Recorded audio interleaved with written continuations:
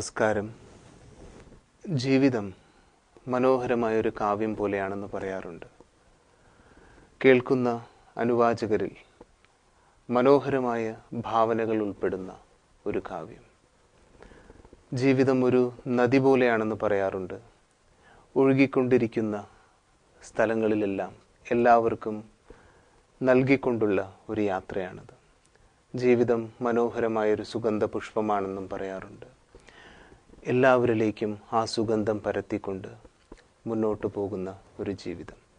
എന്നാൽ പലപ്പോഴും ജീവിതം ഒരു പ്രഹേളികയായും അനുഭവപ്പെടാറുണ്ട്. ജീവിതമാകുന്ന കടങ്കഥയ്ക്ക് ഉത്തരമന്വേഷിച്ചു കൊണ്ടിരിക്കുന്ന ധാരാളം പേരെ നാം കണ്ടുമുട്ടുന്നു. ജീവിതത്തിൽ നമുക്ക് എന്താണ് വേണ്ടത്? എങ്ങനെയാണ് ജീവിതം ജീവിക്കേണ്ടത്? ജീവിതം കൃത്യമായി ജീവിക്കാനുള്ള എന്തെങ്കിലും ഫോർമുല നമുക്ക് ലഭ്യമാണോ? ഈ കാര്യങ്ങളെക്കുറിച്ചെല്ലാം അന്വേഷിക്കുന്ന ഒരു ആത്മീയ തീർത്ഥയാത്ര നാം ആരംഭിക്കുകയാണ്. വിചാര സാഗര മഥനം. ഈ പരമ്പരയിലേക്ക് എല്ലാ മാന്യ പ്രേക്ഷകരെയും സ്വാഗതം ചെയ്തുകൊള്ളുന്നു.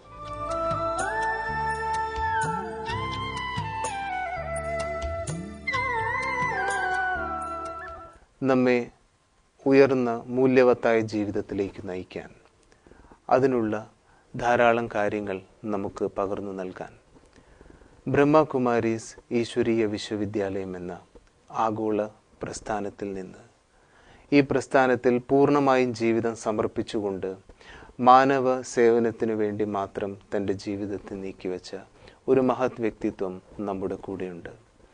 അദ്ദേഹം കർണാടക ഗവൺമെൻറ് ഇലക്ട്രിസിറ്റി ബോർഡിൽ അണ്ടർ സെക്രട്ടറിയായി ജോലി ചെയ്തുകൊണ്ടിരിക്കുമ്പോൾ ബ്രഹ്മകുമാരീസ് എന്ന പ്രസ്ഥാനവുമായി സമ്പർക്കത്തിൽ വരികയും തൻ്റെ ജീവിതത്തെ പൂർണ്ണമായും ആത്മീയ സേവനത്തിനായി സമർപ്പിക്കുകയും ചെയ്തു. ഇന്ന് അദ്ദേഹം ബ്രഹ്മകുമാരീസ് ഈശ്വരീയ വിശ്വവിദ്യാലയത്തിൻ്റെ അഡ്മിനിസ്ട്രേറ്റീവ് വിങ്ങിൻ്റെ എക്സിക്യൂട്ടീവ് മെമ്പറും, അതോടൊപ്പം ബ്രഹ്മകുമാരീസ് ഈശ്വരീയ വിശ്വവിദ്യാലയവും അണ്ണാമലൈ യൂണിവേഴ്സിറ്റിയും ചേർന്ന് നടത്തുന്ന diploma, PG diploma, distance education കോഴ്സുകളുടെ റീജിയണൽ കോർഡിനേറ്ററും, അതോടൊപ്പം ജന്മം കൊണ്ട് തിരുവനന്തപുരത്തുകാരനാണെങ്കിലും ബാംഗ്ലൂർ കേന്ദ്രീകരിച്ചുള്ള സേവന പ്രവർത്തനങ്ങളുടെ കോർഡിനേറ്ററായും അദ്ദേഹം സേവനമനുഷ്ഠിക്കുന്നു. അദ്ദേഹത്തെ ഈ പരമ്പരയിലേക്ക് സ്വാഗതം ചെയ്യുകയാണ്. ബ്രഹ്മകുമാർ രാജയോഗി സുരേന്ദ്രൻ ഭായിജി, അങ്ങേക്ക് ഈ പരമ്പരയിലേക്ക് സ്വാഗതം. നമസ്കാരം.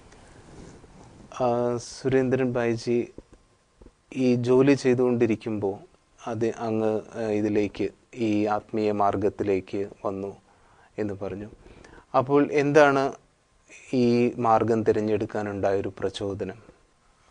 ബാല്യകാലത്തിലെ എനിക്ക് ആധ്യാത്മിക കാര്യങ്ങളിൽ കൂടുതൽ അഭിരുചിയുണ്ടായിരുന്നു.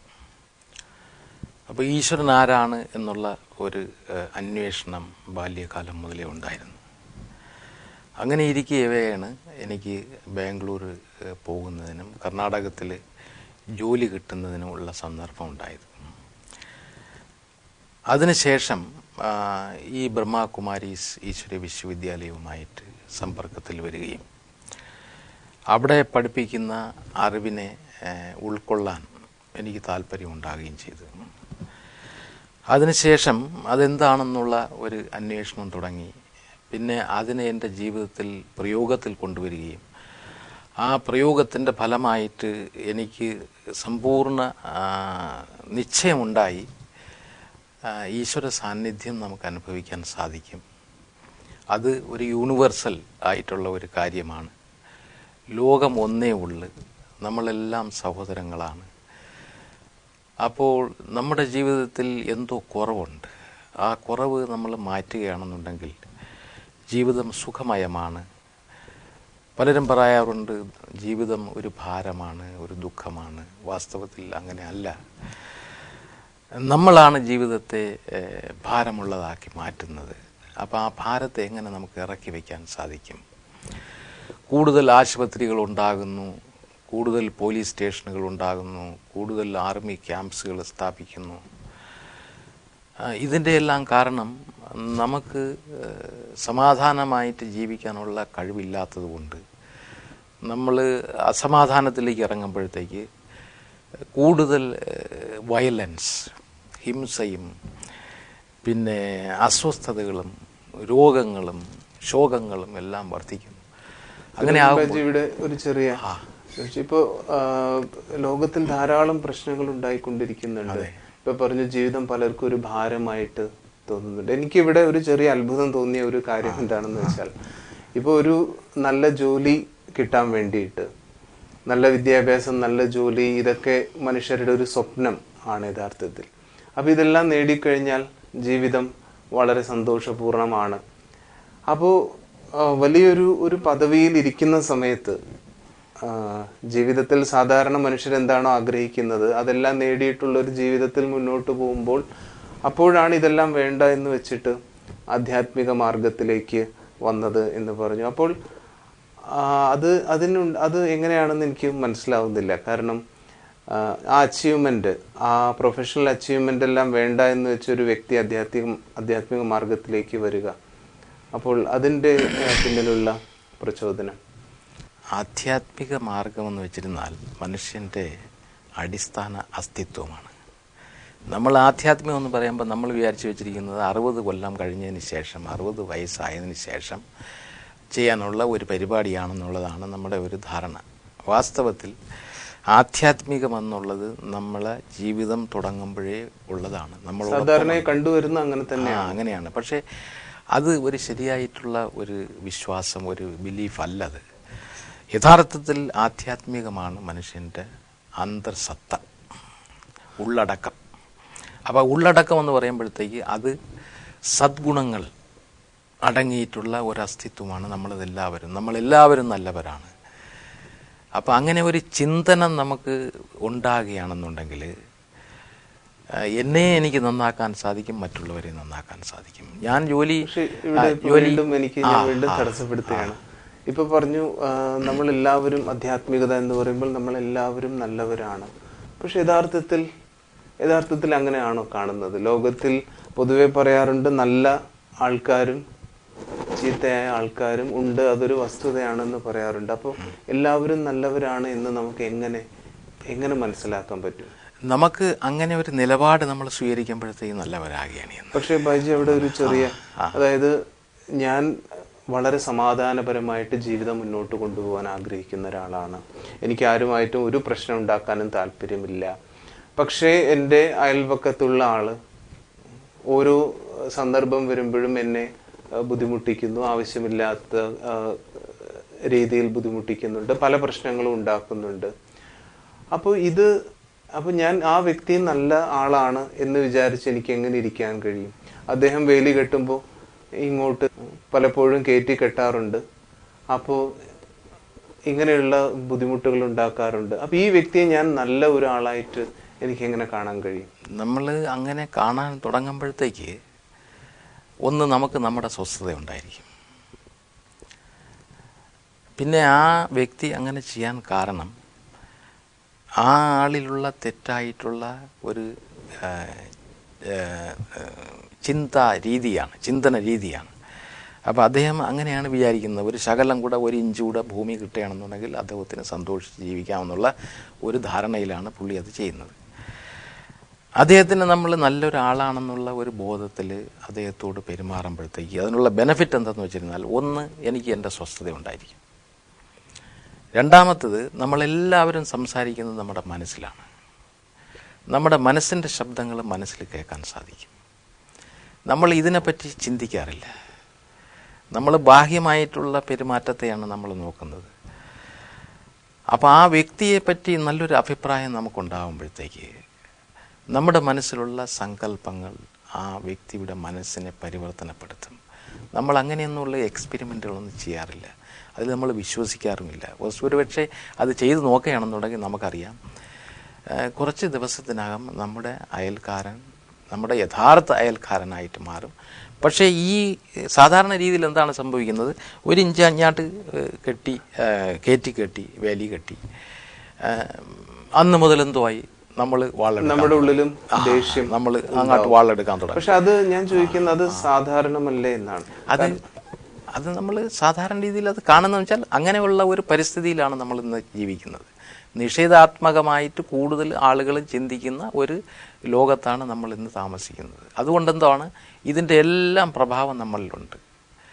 പക്ഷേ അതിനെ അതിജീവിക്കാനുള്ള ഒരു വഴിയുമുണ്ട്. അതാണ് നമ്മൾ നോക്കേണ്ടത്.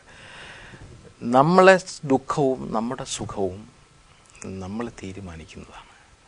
നമ്മുടെ മനസ്സിൽ അങ്ങനെ സമാധാനപരമായിട്ടുള്ള സങ്കല്പങ്ങൾ ഉണ്ടാക്കാൻ നമുക്ക് കഴിവുണ്ടെന്നുണ്ടെങ്കിൽ ദുഃഖമയമായിട്ടുള്ള പരിസ്ഥിതിയിലും നമുക്ക് സുഖത്തെ അനുഭവിക്കാനുള്ള കഴിവുണ്ടായിരിക്കും. നമുക്ക് സമാധാനം ഉണ്ടെങ്കിൽ മാത്രമേ മറ്റുള്ളവർക്ക് സമാധാനം കൊടുക്കാൻ നമുക്ക് സാധിക്കുകയുള്ളൂ.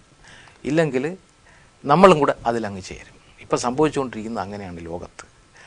അവർ തെറ്റ് ചെയ്യുന്നു, അതുകൊണ്ട് അതിനനുസരിച്ച് ഞാനും മറ്റൊരു തെറ്റ് ചെയ്യുന്നു.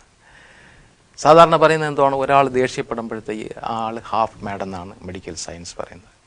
അപ്പോൾ ഒരാളിന് പകുതി ഭ്രാന്ത് പിടിച്ച്, ഞാനത് കണ്ടുകൊണ്ട് എനിക്കും ഭ്രാന്ത് പിടിച്ച്, ഞാൻ എന്താണ് ചെയ്യുന്നത്, ആൾ ദേഷ്യപ്പെട്ടതുകൊണ്ട് ഞാനും ദേഷ്യപ്പെടണമെന്നുള്ളതാണ് നമ്മുടെ റൂൾ.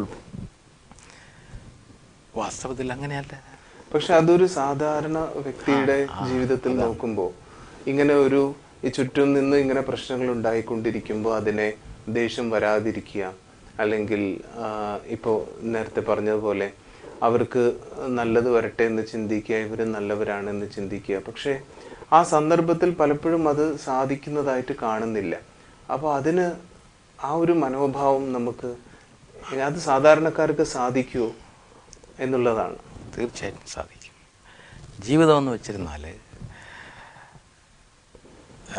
ജീവിതത്തിൽ കൂടുതലും ഗൃഹസ്ഥികളാണ്. നമുക്കറിയാം, ഗൃഹസ്ഥികളാണ് ഈ ലോകത്ത് പല മാറ്റങ്ങളും കൊണ്ടുവന്നിട്ടുള്ളത്. അപ്പോൾ ഗൃഹസ്ഥ ജീവിതമാണ് യഥാർത്ഥ ജീവിതം. ഗൃഹസ്ഥികൾക്കാണ് അറിവിൻ്റെ ആവശ്യമുള്ളത്. കാരണം അവരാണ് കൂടുതൽ ജീവിതത്തിൽ ഇടപഴകി ജീവിക്കുന്നത്. മറ്റുള്ളവരെല്ലാം അത്രത്തോളം ആക്റ്റീവല്ല ജീവിതത്തിൽ. അപ്പോൾ അങ്ങനെയുള്ളവർക്ക് എങ്ങനെയുള്ള അറിവാണ് വേണ്ടത്?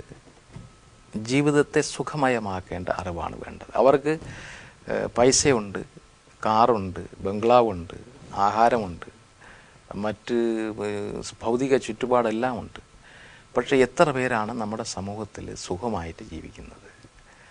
ആരോടെ ചോദിച്ചിരുന്നാലും പറയുന്നത് എന്തുവാണ്? മനഃശാന്തിയില്ല, ദുഃഖമാണ്, സമാധാനമില്ല, ഭയമാണ് ജീവിതത്തിൽ. എല്ലാം ഉണ്ട്, പക്ഷേ ഒന്നുമില്ല.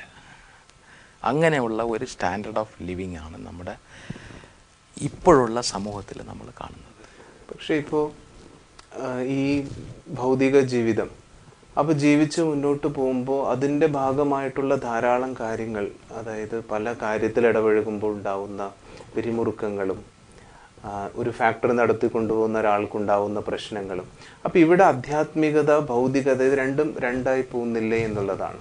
അപ്പോൾ എങ്ങനെ നമുക്ക് ഈ ഇപ്പോൾ പറഞ്ഞു ഗൃഹസ്ഥ ജീവിതം, അപ്പോൾ ഗൃഹസ്ഥ ജീവിതം നയിക്കുന്ന ഒരാളിന് ഈ ആധ്യാത്മികതയുടെ ലാഭം അത് എങ്ങനെ എടുക്കാൻ സാധിക്കും എന്നുള്ളതാണ്. ആധ്യാത്മികതയുടെ തുടക്കം തന്നെ സദ്വിചാരങ്ങളാണ്. നമ്മുടെ വിചാരങ്ങളെ നല്ല രീതിയിൽ ഓർഗനൈസ് ചെയ്യേണ്ടതാണ്.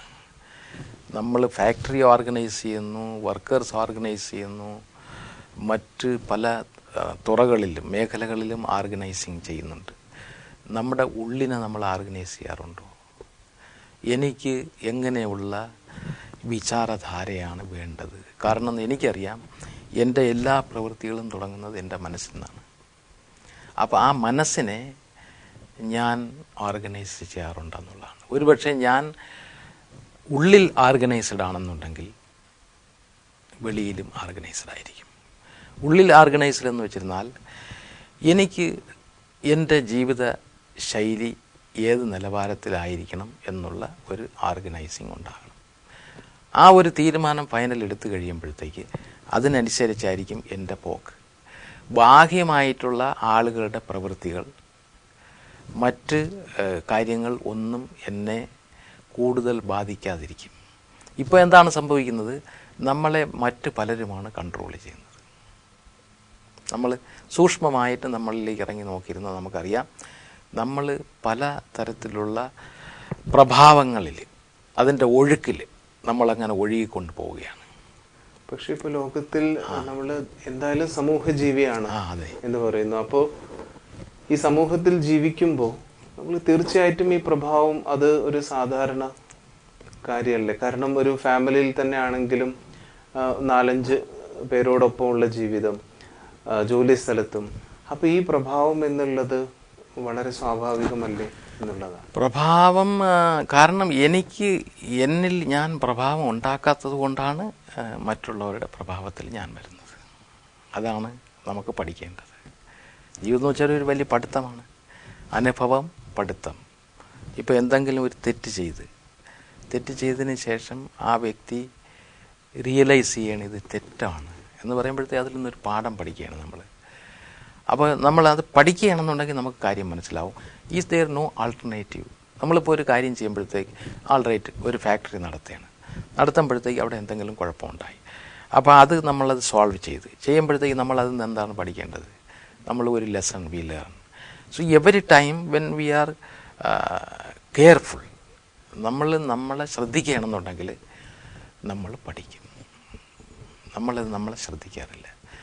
നമ്മൾ കാരണം മറ്റുള്ളവരെ കൂടുതൽ ശ്രദ്ധിക്കുന്നുണ്ട് ഇപ്പോൾ. പക്ഷെ എങ്ങനെയാണ് ഈ നമ്മളെ ശ്രദ്ധിക്കുക? എന്തൊക്കെ കാര്യത്തിൽ നമുക്ക് ശ്രദ്ധിക്കണം? കാരണം നമ്മുടെ ഈ പരമ്പരയുടെ ഒരു ലക്ഷ്യം തന്നെ എല്ലാവർക്കും, പ്രേക്ഷകർക്കും അറിയാൻ ആഗ്രഹമുള്ളത് എങ്ങനെ ജീവിതത്തെ കൂടുതൽ മെച്ചപ്പെടുത്തണം, ഇതിനെക്കുറിച്ചാണ്.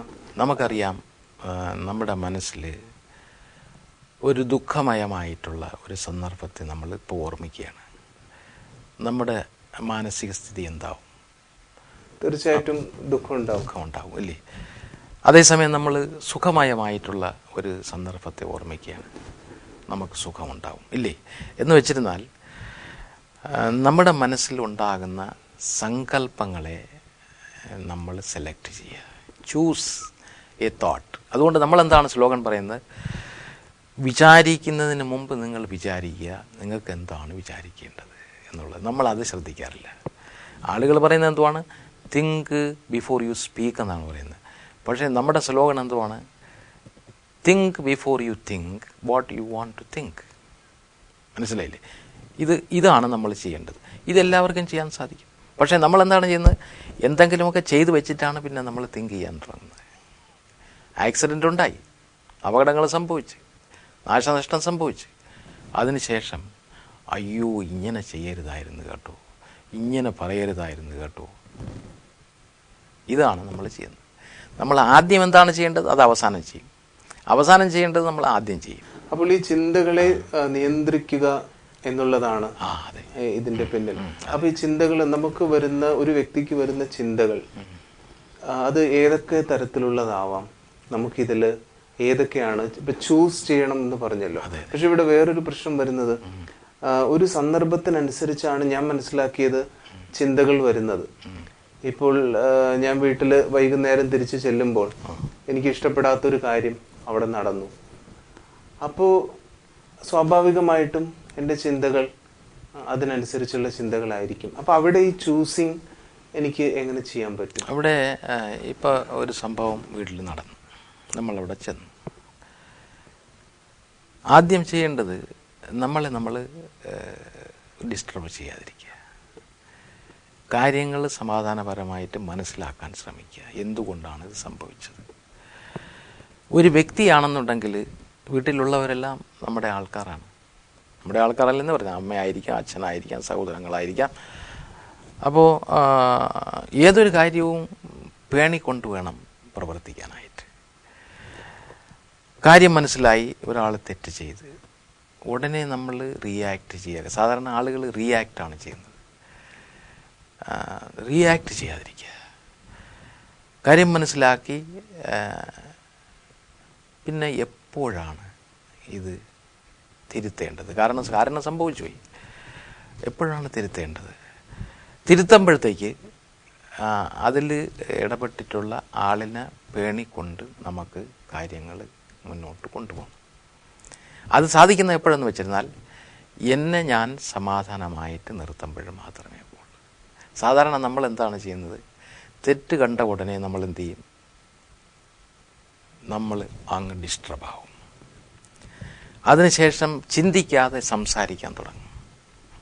സംസാരിക്കാൻ തുടങ്ങുമ്പോഴത്തേക്ക് ഒരു തെറ്റിൻ്റെ മുകളിൽ മറ്റൊരു തെറ്റ് നമ്മൾ ചെയ്യുന്നു.